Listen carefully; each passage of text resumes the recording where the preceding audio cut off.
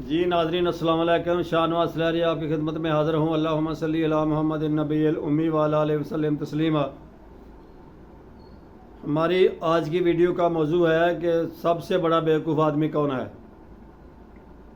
سب سے بڑا بیوقوف آدمی وہ ہے جو رشوت خوری، حرام خوری، ناجائز طریقے سے دولت اور مال اکٹھا کرے، اپنے بیوی بچوں کو، رشتہ داروں کو یشی کرا دے، اور جب قبر میں جائے گا، نظام عدل قائم ہوگا تو اس کو حساب وہاں اکیلے دینے پڑے گا، کیونکہ اللہ تعالیٰ یہ سوال لازمی کریں گے۔ بڑا اہم سوال ہے کہ دولت کیسے کمائی اور خرچ کیسے کی۔ قرآن پاک میں آتا ہے لا تازر وازرۃ وزر اخری، آج کوئی جان کسی دوسری جان کا بوجھ نہیں اٹھائے گی۔ جن بھی بچوں کے لیے آدمی نے دولت اکٹھی کی، جائز طریقوں سے رشتہ داروں کے لیے اکٹھی کی، وہ اس کے ساتھ ایک بھی کھڑا ہونے کو تیار نہیں ہوگا، کوئی بلکہ اس کے ساتھ کھڑا نہیں ہوگا۔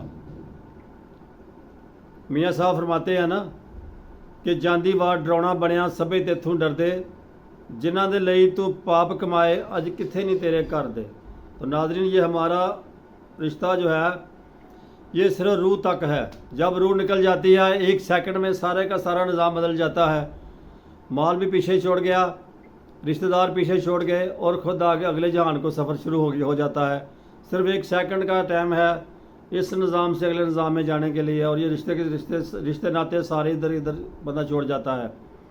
تو ناظرین، عقل مند انسانوں میں حضرت عمر بن عبدالعزیز ہیں۔ آپ وقت کے خلیفہ ہیں، 2 سال ہو گئے خلیفہ بنے ہوئے۔ تو کسی نے دیکھا کہ آپ کی زندگی بڑی کم پرسی کی گزر رہی ہے، تو انہوں نے کہا کہ اے امیر المومنین، اپنے بچوں کے لیے کوئی تھوڑا سا مال جمع کر لو تاکہ ان کی زندگی بعد میں آسانی سے گزر سکے، ان کے کام آ سکیں یہ پیسے یا جائیداد۔ تو آپ نے فرمایا کہ میں کسی کا حق سلب کر کے ان کے لیے نہیں جمع کروں گا۔ اگر یہ نالائق ہوئے تو یاشی یہ کر دیں گے، نالائکیاں یہ کر جائیں گے، اور حساب مجھے دینے پڑے گا، اور اگر لائق ہوئے تو خود کما لیں گے۔ کہتے ہیں جب آپ کا آخری ٹائم ہوا، آپ کو زہر دیا گیا تھا، تو آپ کا ایک سالہ یعنی بیوی کا بھائی آپ کے پاس بیٹھا ہوا تھا اور بڑا پریشان تھا، اور اس کی آنکھوں میں آنسو تھے۔ عمر بن عبدالعزیز نے پوچھا کہ تم کیوں رو رہے ہو؟ اس نے کہا کہ میں اس لیے رو رہا ہوں کہ یہ جو آپ کے بچے ہیں جن کو آپ چھوڑ کے جا رہے ہیں، ان کے پاس تو کوئی جائیداد نہیں، کوئی مال و دولت نہیں، اور ان کا کیسے زندگی گزرے گی۔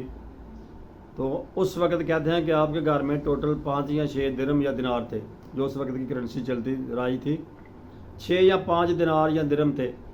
تو آپ نے کہا کہ میں نے لوگوں کا حق سلب کر کے ان کے لیے نہیں رکھا، اس لیے ان کا اللہ وارث ہے۔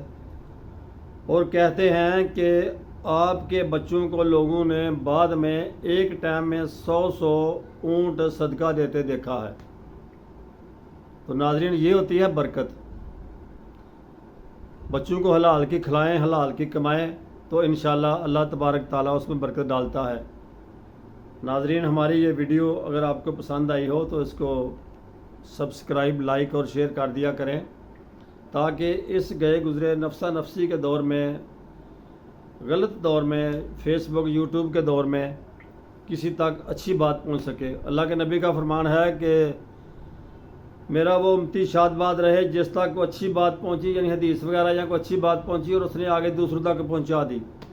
اس لیے ناظرین، اس کو کار خیر سمجھتے ہوئے، صدقہ جاریہ سمجھتے ہوئے شیئر کر دیا کریں، تاکہ دوسروں تک یہ اچھی بات پہنچ سکے۔